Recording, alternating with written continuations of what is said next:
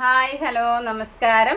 ഞാനിപ്പോൾ വന്നത് നമ്മുടെ മഞ്ജുപിള്ള വീണ്ടും അവരുടെ മകളെക്കുറിച്ച് പറഞ്ഞതിന് വേണ്ടി ഒരു ചെറിയ റിയാക്ഷൻ വീഡിയോസായിട്ട് വന്നിട്ടുണ്ട്.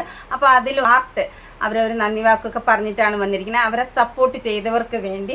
അപ്പോൾ അതിലൊരു ചില ഭാഗം ഞാനിവിടെ കൊടുക്കാം. അതിന് മുന്നായിട്ട് എനിക്ക് നിങ്ങളോട് പറയാനുള്ള ഒരു കാര്യം ഞാൻ നിങ്ങളോട് പറയുകയാണ്. എൻ്റെ വീഡിയോയ്ക്ക് താഴെ 2 പേര് വന്ന് മെസ്സേജ് ഇട്ടിട്ടുണ്ട്. 2 പേരല്ല, ഒരാളുടെ മെസ്സേജ് ഞാൻ തനിയായിട്ട് സെപ്പറേറ്റ് ആയിട്ട് അതൊരു വീഡിയോ ചെയ്യുന്നുണ്ട്. അപ്പോൾ 2 പേർക്ക് വേണ്ടി കൂടെ ഞാൻ ഇതിൽ സംസാരിക്കുകയാണ്.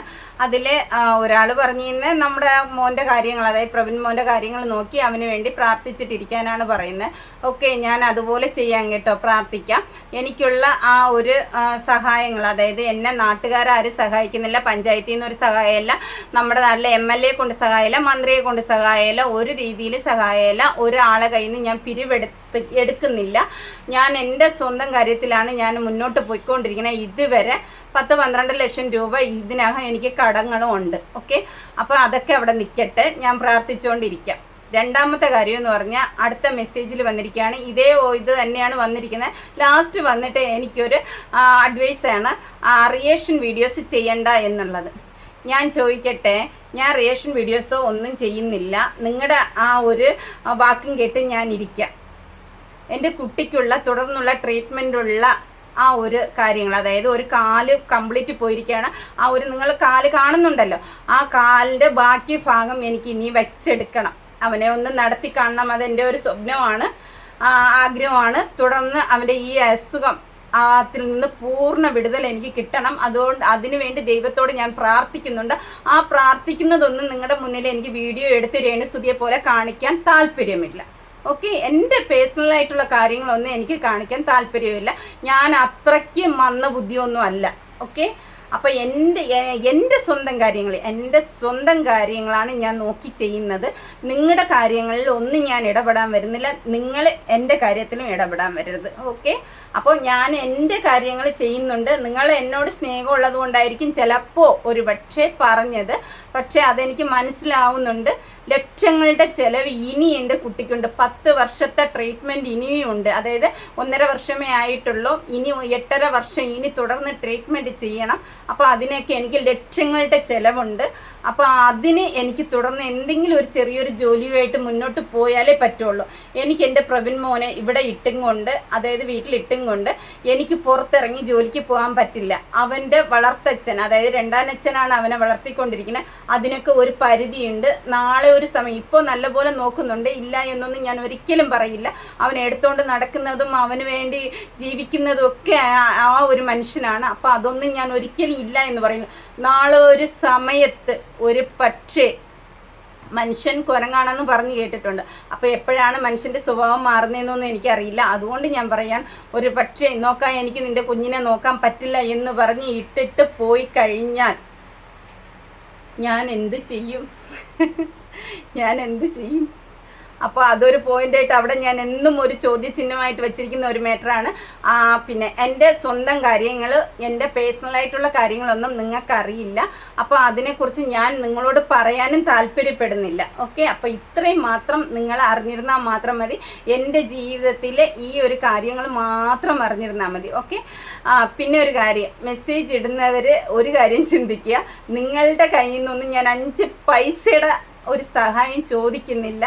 അതുകൊണ്ട് തന്നെ നിങ്ങൾ എന്നോട് ദൈവത്തെ ഓർത്ത് നല്ല രീതിയിൽ സംസാരിക്കുക പ്ലീസ്. എൻ്റെ കാര്യമാണ് പറയണത്. ഇപ്പം ഞാനൊരു റിയാക്ഷൻ വീഡിയോസാണ് ചെയ്തതെങ്കിൽ നിങ്ങൾ ചെയ്തത് എന്താണ്? എനിക്കെതിരെ റിയാക്ഷനായിട്ട് മറ്റൊരു മെസ്സേജ് ഇട്ടു അല്ലേ? അപ്പം ഞാനും നിങ്ങളും ഒരേ ഇത് തന്നെയാണ് ചെയ്യുന്നത്. ഇത്രയൊക്കെ ഉള്ളൂ. ഇനി കൂടുതലായിട്ട് ഞാൻ ഒരു കാര്യവും പറയുന്നില്ല. പിന്നെ എൻ്റെ ജീവിതത്തിലെ കുറച്ച് കാര്യങ്ങൾ പറയാൻ നിന്ന് കഴിഞ്ഞാൽ ചിലപ്പോൾ എനിക്ക് കരച്ചിൽ വന്നു പോകും. കാരണം എൻ്റെ കുഞ്ഞിനെ ഈ രേണുസുതി എല്ലാം പബ്ലിക്കിൽ വന്ന് പറയുന്ന പോലെ അത് എൻ്റെ പേഴ്സണലായിട്ടുള്ള കാര്യങ്ങൾ അത് പബ്ലിക്കിലോട്ട് പറയാൻ താല്പര്യപ്പെടുന്നില്ല. കാര്യം നിങ്ങളോട് പറയാം, എൻ്റെ കുഞ്ഞിനെ ഇപ്പോഴും എപ്പോഴും നോക്കിക്കൊണ്ടിരിക്കുന്നത് ഞാനും അവൻ്റെ 2ാം അച്ഛനും മാത്രമാണ്. എൻ്റെ വീട്ടുകാരോ അല്ല പ്രബിൻ്റെ മരിച്ചുപോയ അച്ഛൻ്റെ വീട്ടുകാരോ ഇന്ന് ഈ നിമിഷം വരെ ഒരു രീതിയിലും ഒരു 5 പൈസ തന്ന് സഹായിച്ചിട്ടില്ല.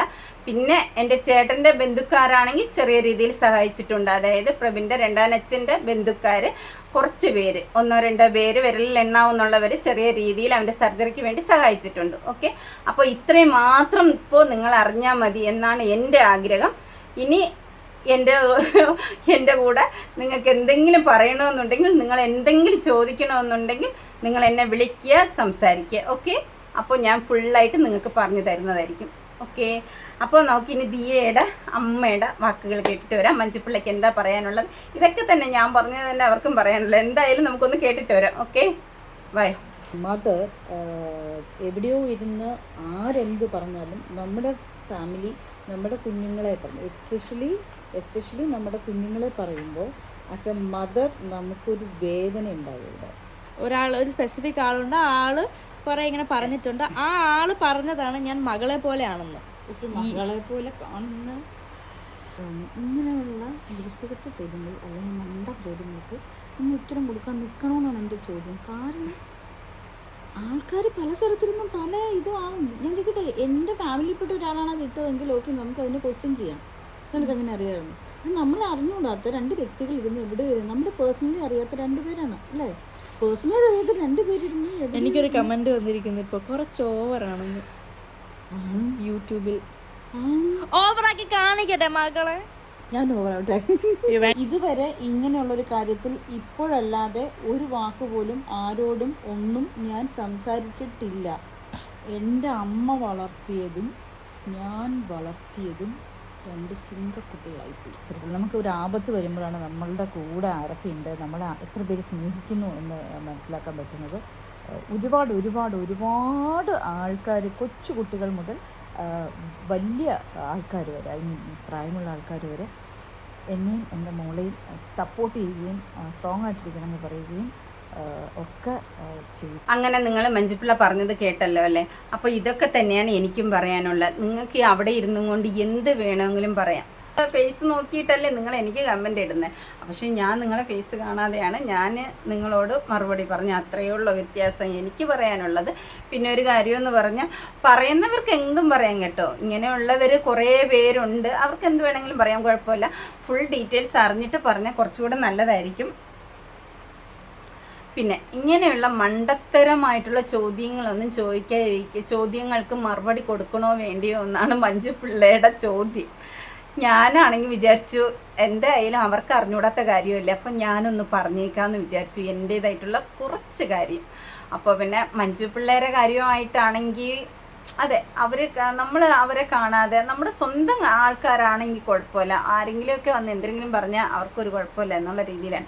പിന്നെ വേറൊരു കാര്യം ഞാൻ പറയാം, മഞ്ജുപിള്ളയുടെ മകൾ ഇട്ട ഡ്രസ്സിനെ കുറിച്ചുള്ള ചർച്ചാ വിഷയം ആയതിനെ കുറിച്ചാണ് അവരുടേതായിട്ടുള്ള അഭിപ്രായം പറയുന്നത്. അവരുടെ മോൾക്ക് വേണ്ടിയിട്ടുള്ള സപ്പോർട്ടാണ്. പക്ഷേ ഇപ്പോഴും ഞാൻ ഒരു കാര്യം പറയുകയാണ്, ആ ഒരു ഡ്രസ്സുമായിട്ട് ഞാൻ യോജിക്കുന്നില്ല. പുറത്ത് ഇറങ്ങുമ്പോൾ ഇടാനുള്ള ഡ്രസ്സല്ല. ഒരു പെൺകുട്ടിക്കും അങ്ങനെ ഒരു ഡ്രസ്സ് ഇട്ട് കാണാൻ ഞാൻ ആഗ്രഹിക്കുന്നില്ല. ഞാനൊരു അമ്മയാണ്, ഒരു പെൺകുട്ടിയുടെ കൂടെ അമ്മയാണ്. ഓക്കെ, അപ്പോൾ ഞാൻ ഒരിക്കലും അങ്ങനെയുള്ള ഡ്രസ്സുകൾ എൻ്റെ മകൾക്ക് ഉപയോഗിക്കാൻ ഞാൻ കൊടുക്കത്തില്ല. പിന്നെ ഇനി മഞ്ജുപിള്ള അവരുടെ മകളുടെ കാര്യമാണ്, അത് അവരുടെ പേഴ്സണൽ കാര്യം, അവർ എന്തോ ആയിക്കോട്ടെ. പക്ഷേ ഞാൻ അതിനെതിരെ പ്രതികരിച്ചത്, ആ കുഞ്ഞിനെ ഒരു 2-3 വാക്കുകൾ നമ്മൾ ഉപയോഗിക്കാൻ പാടില്ലാത്ത വാക്കുകൾ, അതായത് ഒരു അമ്മയും ഒരു മക്കളോട് പറയില്ല, ഒരു ശത്രുക്കൾ പോലും ഇതേപോലെയുള്ള വാക്കുകൾ ഉപയോഗിച്ച് ഒരു പെൺകുട്ടിയെ പറയില്ല. ആ ഒരു കാര്യങ്ങൾ കൊണ്ട് മാത്രമാണ് ഞാൻ പ്രതികരിച്ചത്, ആ വാക്കുകൾക്കും വേണ്ടി മാത്രമാണ് ഞാൻ പ്രതികരിച്ചത്. ഓക്കെ, അപ്പോൾ അടുത്ത മഞ്ജുപിള്ള പറയുന്നത് കൂടെ കേൾക്കാം. ഒരു മെസ്സേജ് വായിക്കാനായിട്ടോ. ആ മെസ്സേജ് എഴുതിയത് ആരാണെന്ന് എനിക്ക് നല്ലപോലെ അറിയാം. അതുകൊണ്ട് തന്നെ അവരോട് എനിക്ക് പറയാനുള്ളതെന്ന് പറഞ്ഞാൽ, ആ മെസ്സേജ് വായിച്ചത് നിങ്ങൾ കേട്ടല്ലോ. എൻ്റെ അമ്മയും ഞാനും എൻ്റെ 2 സിംഗക്കുട്ടികളെയാണ് വളർത്തിയത്. ആയിക്കോട്ടെ, നല്ല കാര്യമാണ്. സിംഗക്കുട്ടികളെ തന്നെ വളർത്തി വലുതാക്കി കൊണ്ടുവരുന്നതിൽ നല്ലൊരു കാര്യം തന്നെയാണ്. പക്ഷേ എന്നും ഇതേപോലെ നിങ്ങളുടെ കസ്റ്റഡിയിൽ ഉണ്ടാവണമേ എന്ന് ദൈവത്തോട് പ്രാർത്ഥിക്കുക. ഓക്കെ, അപ്പോൾ അതിൽ തന്നെ എല്ലാ കാര്യങ്ങളും ഉണ്ട്. നിങ്ങൾക്ക് മനസ്സിലാക്കാൻ പറ്റുമെങ്കിൽ മനസ്സിലാക്കി എടുക്കുക അല്ലേ. മഞ്ജുപിള്ള എല്ലാവർക്കും നന്ദി അറിയിക്കുകയാണ്. മഞ്ജുപിള്ളയുടെ മകൾക്ക് വേണ്ടി നമ്മൾ സംസാരിച്ച എല്ലാവർക്കും നന്ദി അറിയിക്കുകയാണ്. ഒരുപാട് താങ്ക്സ്. നല്ല കാര്യം തന്നെയാണ്. അപ്പോൾ ഇനിയും നല്ല രീതിയിൽ മുന്നോട്ട് പോവുക. അത് തന്നെയാണ് എനിക്ക് പറയാനുള്ളത്. മറ്റൊരു കാര്യമെന്ന് പറഞ്ഞാൽ എനിക്ക് മെസ്സേജ് ഇട്ടവരോടും എനിക്ക് ഏതൊരുവിധ വ്യക്തിപരമായിട്ടോ അല്ലാതെയോ എനിക്ക് ഏതൊരുവിധ ദേഷ്യവുമില്ല. ഞാൻ നിങ്ങളുടെ മെസ്സേജ് ആദ്യം വിചാരിച്ച് പിൻ ചെയ്ത് വെക്കണമെന്നാണ് വിചാരിച്ചത്. ഞാൻ ഒരിക്കലും അങ്ങനെ ചെയ്യുന്നില്ല. കാരണം നിങ്ങൾക്ക് ചിലപ്പോൾ ഞാനിങ്ങനെ വന്നിരുന്ന് സംസാരിക്കുന്നത് അതൊന്നും ഇഷ്ടപ്പെടുന്നുണ്ടാവില്ലായിരിക്കും. അത് നിങ്ങളുടെ ഒരു അഭിപ്രായമാണ് നിങ്ങൾ പറഞ്ഞ്, അത് ഞാൻ യോജിക്കുന്നു. പക്ഷേ ആ ഒരു വാക്കാണ് എനിക്കിഷ്ടപ്പെടാത്തത്. അതായത് നിങ്ങളുടെ ഇഷ്ടപ്രകാരം ഞാൻ ജീവിക്കണമെന്ന് പറയുമ്പോൾ ആ ഒരു ജീവിതം എന്നെക്കൊണ്ട് പറ്റുമോ? എൻ്റെ കുഞ്ഞിനെ എനിക്ക് നോക്കണ്ടേ? ആ ഒരു വാക്കാണ് എനിക്കിഷ്ടപ്പെടാത്തത്. അതുകൊണ്ട് മാത്രമാണ് ഞാൻ ആ ഒരു 2 വാക്ക് പറഞ്ഞത്. നിങ്ങൾക്ക് ഇഷ്ടപ്പെട്ടാലും ഇഷ്ടപ്പെട്ടില്ലെങ്കിലും എന്നോട് ക്ഷമിക്കുക. Okay, bye. അടുത്തൊരു വീഡിയോയിൽ കാണാം.